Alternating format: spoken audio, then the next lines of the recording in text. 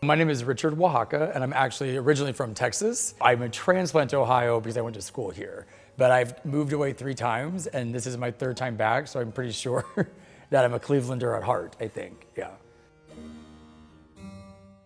So how I transformed my performance career into choreography is I ended up getting a master's degree, and it was mostly based on choreography. And because I am getting older, I mean, I still perform, but I definitely, as I've gotten older, enjoy education, and I'm also enjoying putting together dances and doing things like this where I go into other studios and other companies and set works on them. So I got into it because basically I enjoy performing, but people would teach me stuff and I'd be like, I can do that, or I can do better. So this is my way of trying to do that and do better and try to set choreography as we move into the next century. And I want to try to become like a new choreographer of the next century. The dance that I'm setting is a dance called Ebb Flow, and I actually started it 2 years ago, and that's when it premiered. And I also was inspired by the word impermanence, which is a word that means things change, impermanence. So things that go up must come down, and great things happen, but also, as we all know, things also go to hell in a handbasket, if you will. So that was the kind of the beginning thought process of it. In the choreography, I'm really big into yoga, so a lot of it started coming from poses in yoga, and then just started expanding from there. There is no story. This is truly an abstract dance, and so for me, all my previous choreography actually has stories in it and has a narrative, if you will.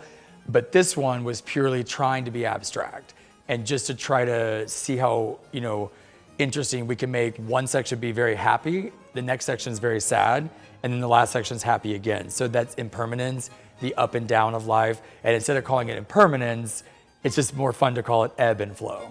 So that was the journey of that dance.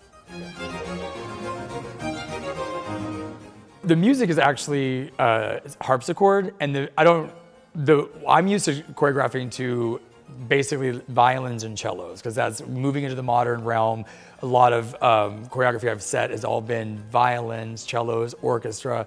So I found this piece of music, and it wasn't something that I'm used to. Also, you can ask the dancers here at OCB, counting it is difficult, and even I had trouble teaching it counting-wise, because again, I haven't had to really think about the counts. So that was the challenge. So I picked the music because I wanted it to be a counting challenge, and I wanted it to be just a sound or a sound or an aura that I'm not used to. And the harpsichord is almost jarring, and it's just so weird. But I think once it kind of starts going, it really makes sense with the dance because it has a rhythmic bounce to it, which is the same idea of that ebb and flow.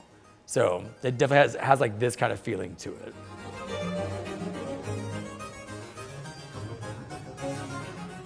Working with these people, it's truly amazing the talent that we have here in Cleveland. And I think people forget that Cleveland is on the cusp of, an art, the art mecca. They won, the Playhouse Square won a Tony Award a few years ago.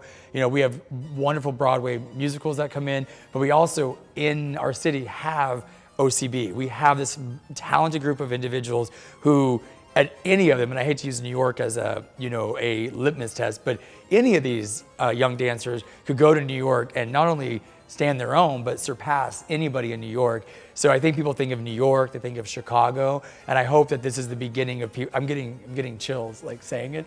I hope people realize that's why I keep coming back, because Cleveland has so much to offer that I don't think people realize. I mean, we have sports, but we also have, some people would even question that, I guess, but I think people forget that in our own backyards, we have this beautiful company that is of talented dancers that deserve more performance opportunities, more recognition. And I'm just happy to be a small part of it. And hopefully this is the beginning of a long relationship.